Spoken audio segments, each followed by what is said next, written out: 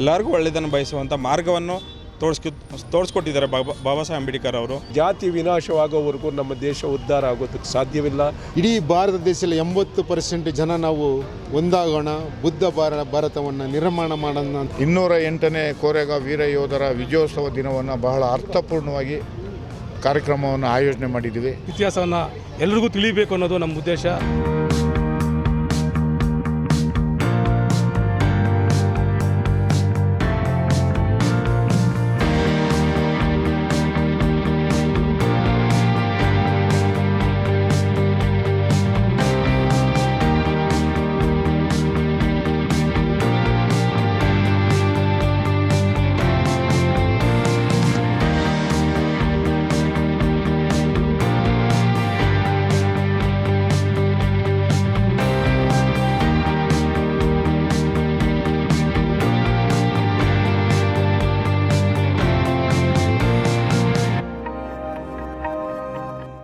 ಮೊದಲಾಗಿ ಭಗವಾನ್ ಬುದ್ಧ ವಂದಿಸುತ್ತಾ ಬಾಬಾ ಸಾಹೇಬ್ ಅಂಬೇಡ್ಕರ್ ಕೃತಜ್ಞತೆ ಹೇಳುತ್ತಾ ಇವತ್ತಿನ ದಿವಸ ಲುಂಬಿನಿ ಬುದ್ಧ ವಿಹಾರದಲ್ಲಿ ನಡೆದಿರುವಂತಹ ಪೂಜಾ ಕಾರ್ಯಕ್ರಮ, ಬುದ್ಧ ವಂದನೆ ಕಾರ್ಯಕ್ರಮ, ನಂತರ ಈ ಲುಂಬಿನಿ ಬುದ್ಧ ವಿಹಾರದಿಂದ ಬಸ್ ಸ್ಟ್ಯಾಂಡ್ ಯಾವುದು ದೇವರ ಚಿಕ್ಕನಹಳ್ಳಿ ಬಸ್ ಸ್ಟ್ಯಾಂಡ್ನಲ್ಲಿ ದೊಡ್ಡ ಮಟ್ಟಕ್ಕೆ ಕಾರ್ಯಕ್ರಮವನ್ನು ಮಾಡಿಕೊಂಡು ಆಯೋಜಿಸಿದ್ದಾರೆ. ಭೀಮಾ ಕೋರೆಗಾಂವ್ ವಿಜಯೋತ್ಸವ ನಮ್ಮೆಲ್ಲರಿಗೂ ಕೂಡ ಇತಿಹಾಸ ಗೊತ್ತಿದೆ. ಇತಿಹಾಸನ ಮತ್ತೆ ನಾವು ತಿಳ್ಕೊಳ್ಬೇಕು ಅಂದರೆ ನಾವು ಬಾಬಾ ಸಾಹೇಬ್ ಅಂಬೇಡ್ಕರ್ ಅವರ ಮಾರ್ಗದಲ್ಲಿ ನಡ್ಕೊಂಡು ಭಗವಾನ್ ಬುದ್ಧರ ಮಾರ್ಗದಲ್ಲಿ ನಡಿಬೇಕಾಗಿದೆ. ಭಗವಾನ್ ಬುದ್ಧರ ಮಾರ್ಗ ಯಾವುದು ಅಂದರೆ ಇಡೀ ಜೀವನದಲ್ಲಿ ದುಃಖ ಇದ್ದೇ ಇರುತ್ತೆ, ಎಲ್ಲರಿಗೂ ಭಯ ಇದ್ದೇ ಇರುತ್ತೆ, ರೋಗ ಇದ್ದೇ ಇರುತ್ತೆ. ಆದರೆ ದುಃಖ, ಭಯ, ರೋಗಗಳಿಂದ ದೂರ ಆಗಿ ಹುಟ್ಟು ಸಾವನ್ನು ಗೆಲ್ಲುವಂಥ ಮಾರ್ಗ ಯಾರಾದರೂ ತೋರಿಸಿದ್ದಾರೆ ಅಂದರೆ ಭಗವಾನ್ ಬುದ್ಧರು ಮಾತ್ರ ಭೂಮಿಯಲ್ಲಿ.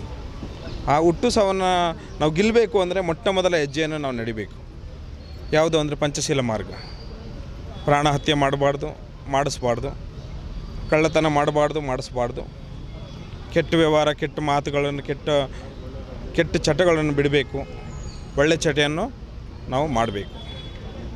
ಮತ್ತು ಜೀವನದಲ್ಲಿ ನಾವು ಎಂದಿಗೂ ಸುಳ್ಳು ಹೇಳಬಾರ್ದು ಮತ್ತು ಇನ್ನೊಬ್ಬರಿಗೆ ಈ ಸುಳ್ಳಿನಿಂದ ನೋವನ್ನು ಕೊಡಬಾರ್ದು ಇನ್ನೊಬ್ಬರಿಗೆ. ಮತ್ತು ಎಂಡ, ಸರ, ಬೀಡಿ, ಸಿಗರೇಟ್ಗಳನ್ನು ಸೇಯ್ತಾರೆ. ತುಂಬ ಜನ ಕೆಟ್ಟೋಗ್ತಾ ಇದ್ದಾರೆ, ತುಂಬ ಜನ ಕಾಯಿಲೆಯಲ್ಲಿ ಇದ್ದಾರೆ. ಭಗವಾನ್ ಬುದ್ಧರು ಈ ಮಾರ್ಗವನ್ನು ಯಾಕೆ ಕೊಟ್ಟಿದ್ದಾರೆ ಅಂದರೆ ಎಲ್ಲರೂ ಆರೋಗ್ಯವಂತರಾಗಿ, ಎಲ್ಲರೂ ಪುಣ್ಯವಂತರಾಗಿ, ಎಲ್ಲರೂ ಕೂಡ ದುಃಖ, ಭಯ, ರೋಗಗಳಿಂದ ದೂರ ಆಗಿ ನಿಬ್ಬಾನ ಪ್ರಾಪ್ತಿಯಾಗಲಿ ಅಂತ ಭಗವಾನ್ ಬುದ್ಧರು ಈ ಮಾರ್ಗವನ್ನು ಕೊಟ್ಟಿದ್ದಾರೆ. ಈ ಮಾರ್ಗದ ಅನುಸಾರವಾಗಿ ಬಾಬಾ ಸಾಹೇಬ್ ಅಂಬೇಡ್ಕರ್ ಅವರು ಕೂಡ ಇದೇ ಮಾರ್ಗದಲ್ಲಿ ನಡೆದು ಇವತ್ತಿನ ದಿವಸ ಸಂವಿಧಾನವನ್ನು ಈ ಪಂಚಶೀಲ ಮಾರ್ಗದಲ್ಲಿ ಅಡಿಯಲ್ಲಿ ಬಾಬಾ ಸಾಹೇಬ್ ಅಂಬೇಡ್ಕರ್ ಕೊಟ್ಟಿದ್ದಾರೆ.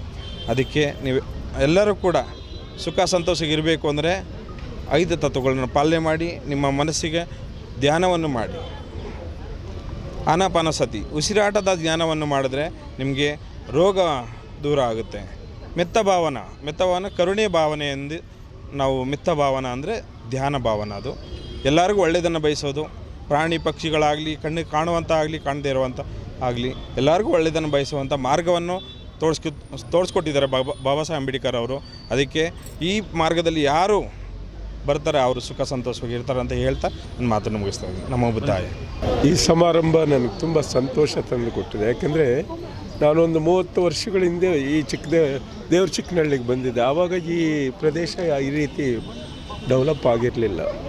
ಮತ್ತು ಈ ಒಂದು ಭೀಮಾ ಕೋರೆಗಾಂವ್ ಸೈನಿಕರು ಯುದ್ಧ ಮಾಡಿ ಗೆದ್ದಿದ್ದಾರೆ. ಇವಾಗ ಬಂತೇಜಿಯವರಿದ್ದಾರೆ ನಮ್ಮ ಜೊತೆಯಲ್ಲಿ.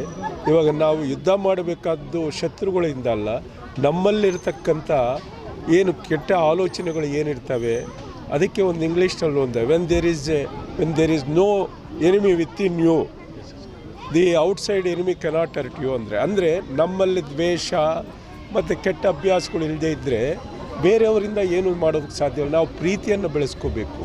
ಈ ದೇಶಕ್ಕೆ ಬೇಕಾಗಿರೋದು ನಾನು ಹೇಳ್ತಾ ಇದ್ದೀನಿ.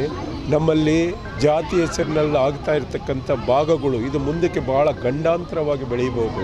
ಅದನ್ನು ತಡೆಗಟ್ಟು ನಾವು ದೇಶ ಎಲ್ಲ ನಾವು ಜನಗಳು ಅಂತ ಹೇಳಿಬಿಟ್ಟು ನಾವೆಲ್ಲರೂ ಒಂದೇ ಅಂತ ಭಾವನೆಯನ್ನು ಮಾಡಬೇಕಾದ್ದು ನಮ್ಮ ದಲಿತ ಜನಾಂಗದ ಒಂದು ಸಂಕೇತವಾಗಿರಬೇಕು, ಅವ್ರ ಗುರಿಯಾಗಿರಬೇಕು. ಅದೇ ಬಾಬಾ ಸಾಹೇಬರ ಸಂವಿಧಾನ ಅಂದರೆ ದೇಶದಲ್ಲಿ ಎಲ್ಲರೂ ಒಟ್ಟಾಗಿ ಒಂದಾಗಿ ಬಾಳಬೇಕು ಅನ್ನೋದೇ ಸಂವಿಧಾನದ ಒಂದು ಉದ್ದೇಶ.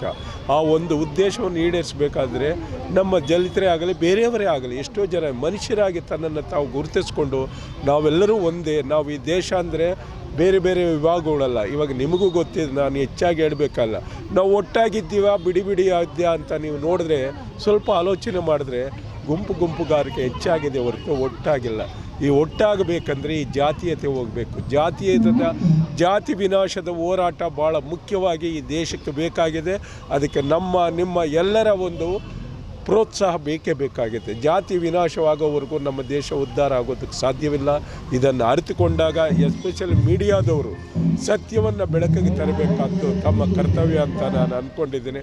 ಇವತ್ತಿನ ದಿವಸ ಕೊರಂಗಾವ್ ವಿಜಯೋತ್ಸವದ ಎಲ್ಲರಿಗೂ ನನ್ನ ಬಂಧು ಬಾಂಧವರಿಗೂ ಶುಭಾಶಯಗಳು. ನನಗೆ ನನ್ನ ತಂದೆ ತಾಯಿ ಜನ್ಮ ಕೊಟ್ಟಿದ್ದಾರೆ, ಆದರೆ ನನಗೆ ಬದುಕು ಕೊಟ್ಟಿರೋದು ಇವತ್ತು ಬಾಬಾ ಸಾಹೇಬ್ ಅಂಬೇಡ್ಕರ್ ಅವರು. ಇಲ್ಲಿ ನಿಂತಿದ್ದೀನಂದರೆ ನಾನು ಬಾಬಾ ಸಾಹೇಬ್ ಅಂಬೇಡ್ಕರಿಂದ ನಿಂತಿರೋದು. ನನಗೆ ನ್ಯಾಯ ಸಿಕ್ಕಿದೆ ಅಂಬೇಡ್ಕರಿಂದ. ನಾನಿವತ್ತು ಒಂದು ಹೆಣ್ಮಗಳಾಗಿ ಈ ಬೀದಿನಲ್ಲಿ ನಿಂತ್ಕೊಂಡು ಇಲ್ಲಿ ಮಾತಾಡ್ತಾ ಇದ್ದೀನಿ ಅಂದರೆ ಅದು ಕೊಟ್ಟಿರೋದು ನಮಗೆ ಅಂಬೇಡ್ಕರ್ ಕೊಟ್ಟಿರೋದು. ಎಲ್ಲ ಹೆಣ್ಮಕ್ಳಲ್ಲಿ ಕೇಳ್ಕೊಳ್ತಾ ಇದ್ದೀನಿ. ನನಗೆ ಯಾವ ದೇವ್ರುಗಳು ಯಾರೂ ಗೊತ್ತಿಲ್ಲ. ನನಗೆ ಗೊತ್ತಿರೋದು ಬಾಬಾ ಸಾಹೇಬ್ ಅಂಬೇಡ್ಕರ್ ಒಬ್ಬರೇ ಅವ್ರು ಗೊತ್ತಿರೋದು. ಬುದ್ಧನ ಧರ್ಮದಲ್ಲಿ ನಡೀತಾ ಇದ್ದೀವಿ, ಬುದ್ಧನ ಸನ್ಮಾರ್ಗದಲ್ಲಿ ನಡೀತಾ ಇದ್ದೀನಿ ನಾನಿವತ್ತು. ನಮ್ಮ ಮನೆ ನಮ್ಮ ಮನಸ್ಸು ಎಲ್ಲ ಬುದ್ಧ ಅಂಬೇಡ್ಕರ್ ಆಗಿದೆ ಅಷ್ಟೇ. ಎಲ್ಲರಿಗೂ ಧನ್ಯವಾದ.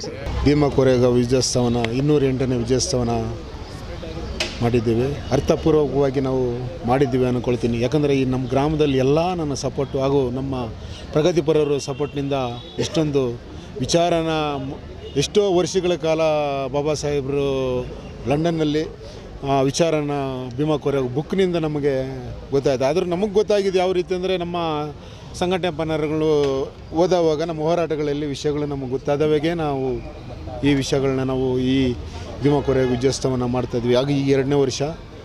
ಯಾಕಂದರೆ ನಾವು ಮೊದಲು ಮೌಢ್ಯಗಳನ್ನ ಬಿಡಬೇಕು. ಯಾಕಂದರೆ ಬಾಬಾ ಸಾಹೇಬ್ರು ಅಂತ ಹೇಳ್ತಾರೆ, ಕೊನೆಯ ಸಂದೇಶ ನಮಗೆ ಬಾಬಾ ಸಾಹೇಬರು ಬುದ್ಧನ ಮಾರ್ಗ ಒಳ್ಳೆ ಮಾರ್ಗ, ಬುದ್ಧನ ಮಾರ್ಗ ಕೂಡ ಹೋದರೆ ಯಾವತ್ತೂ ಸೋಲಿಲ್ಲ ಅಂತ ಬಾಬಾ ಸಾಹೇಬರು ಹೇಳ್ತಾರೆ. ನಮ್ಮ ಜನಾಂಗನ ಎಲ್ಲದರಿಂದಲೂ ತುಳಿತಕ್ಕೆ ಒಳಪಡಿಸಿದ್ದಾರೆ. ಈ ಭಾರತ ದೇಶ 80 ಜನಾಂಗಕ್ಕೆ ತುಳಿತು ಒಳಗಿದ್ದಾರೆ. ಆದರೆ ಆ ಮೌಢ್ಯರಿಂದ ಒಳಗಿದ್ದಾರೆ. ಆ ಮೌಢ್ಯದಿಂದ ಹೊರಗಾಗಬೇಕು. ಈ ವಿಜಯ ಯಾವಾಗೂ ನಮ್ಮ ಜೊತೆಯಲ್ಲೇ ಇರಬೇಕು. ಯಾಕಂದರೆ ವಿಜಯ ಅನ್ನೋದು ಬಾಬಾ ಸಾಹೇಬರು ಹೆಸರಿನಿಂದ ಇದೆ. ಜೈ ಭೀಮ್ ಅನ್ನೋದರಲ್ಲಿ ವಿಜಯ ಇದೆ. ಭಗವಾನ್ ಬುದ್ಧರಲ್ಲಿ ಧ್ಯಾನ ಇದೆ. ಮನಸ್ಸು ರೋಗಗಳಿಂದ ಈಗ ಪಂಚಶೀಲಗಳೆಲ್ಲ ನಾವು ಅಳವಡಿಸ್ಕೊಂಡ್ರೆ ಎಲ್ಲ ರೋಗಗಳಿಂದ ಮುಕ್ತಿ ಆಗ್ತೀವಿ, ಪ್ರಬುದ್ಧರಾಗ್ತೀವಿ. ಇಡೀ ಭಾರತ ದೇಶದಲ್ಲಿ 80% ಜನ ನಾವು ಒಂದಾಗೋಣ, ಬುದ್ಧ ಭಾರತವನ್ನು ನಿರ್ಮಾಣ ಮಾಡೋಣ ಅಂತ ಹೇಳ್ತಾನೆ ನನ್ನ ಮಾತನ್ನು ಮುಗಿಸ್ತಾ ಇದ್ದೀನಿ.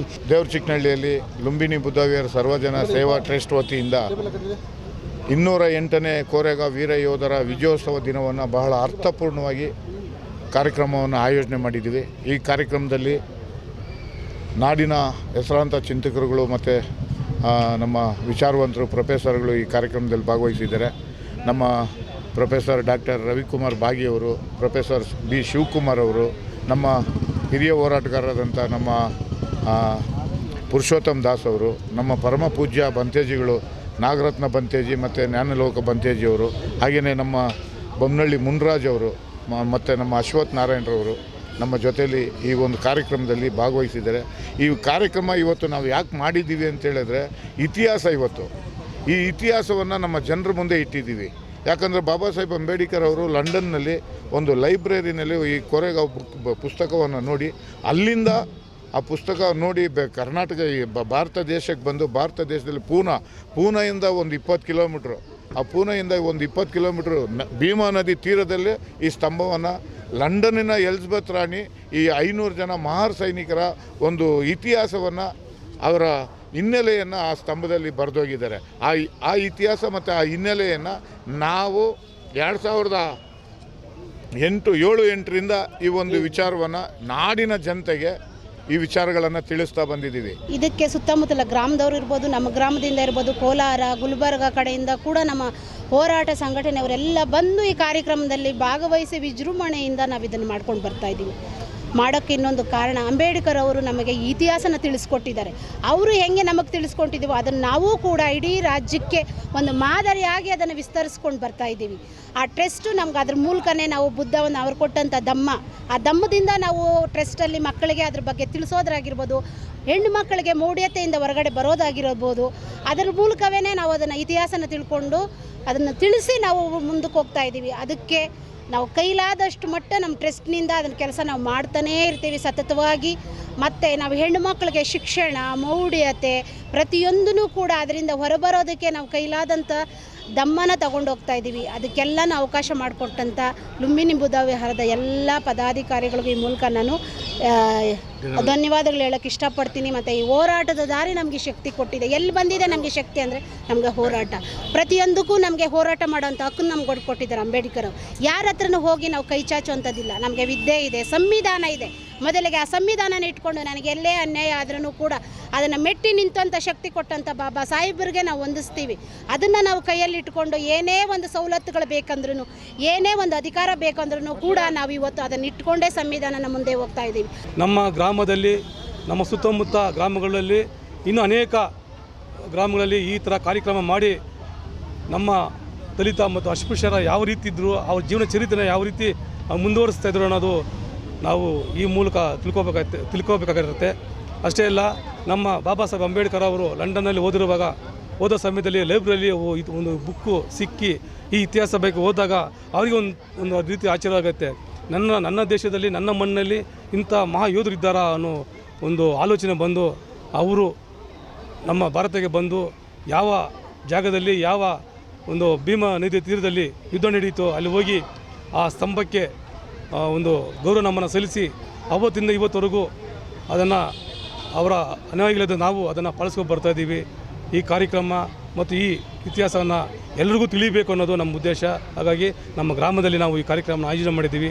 ಈ ನಮ್ಮ ಕಾರ್ಯಕ್ರಮಕ್ಕೆ ಬಂದಂಥ ಎಲ್ಲ ನನ್ನ ಸ್ನೇಹಿತರು ಮತ್ತು ನಮ್ಮ ದಲಿತ ಮುಖಂಡರಿಗೆ ಈ ಸಂದರ್ಭದಲ್ಲಿ ಅವರಿಗೆ ಹೃದಯಪೂರ್ವಕ ಧನ್ಯವಾದ ತಿಳಿಸುತ್ತಾ ನಾನು ಮಾತು ಮುಗಿಸ್ತಿದ್ದೀನಿ.